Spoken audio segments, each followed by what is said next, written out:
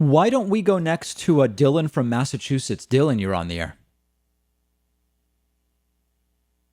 Dylan from Massachusetts, if you unmute, we'll be able to hear you. Oh, hey, can you hear me? Yes, I can. Oh, great. How you doing, David? I'm It's doing great to well. be on. Thank you. So I want to talk about two things. I want to talk about health and politics. Sorry, what was the first thing you cut out?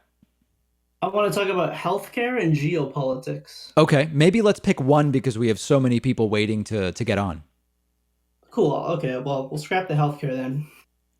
What do you think American foreign policy should look like? For example, in the Syrian civil war, we're almost like a destabilizing force because we're supporting technically non-state groups, and meanwhile you have Russia and Iran supporting the Syrian government, and you have France and Turkey also supporting different non-state actors, and it's just a destabilizing presence almost. So what do you think our role should be? There's no single answer. I mean, are you saying specifically in Syria or more generally what principle should be applied to determining U.S. foreign policy?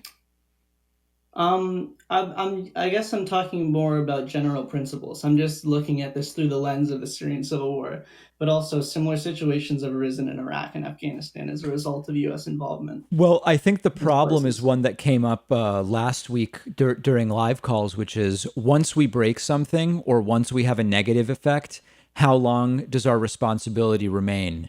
And I don't know the answer, and that's a really tough question.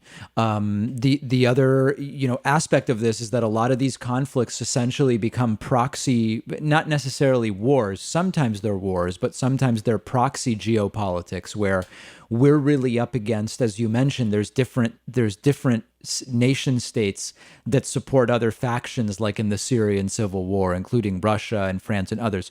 And so sometimes it's essentially just becoming a proxy geopolitical conflict. And obviously, I would love to just come here and say the U.S. should get out of everything and we should just let everybody do whatever.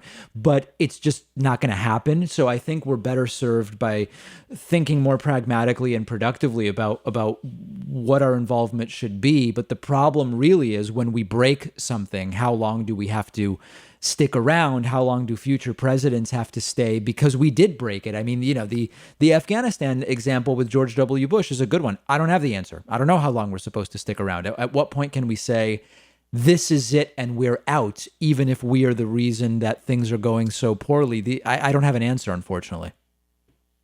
Yeah, I just think it's really sad that, I mean, especially in Syria, it's sort of almost turned into like, well, can we?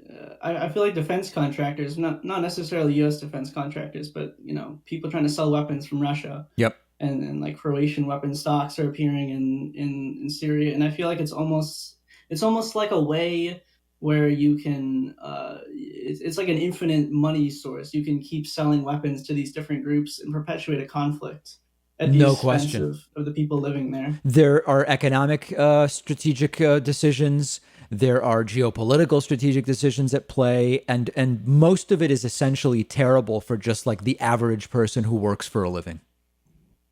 Yeah, it's really sad Yeah. for sure. All right. Thank you very much for the call. I appreciate it. A lot of foreign policy stuff going on today. Many things on people's minds.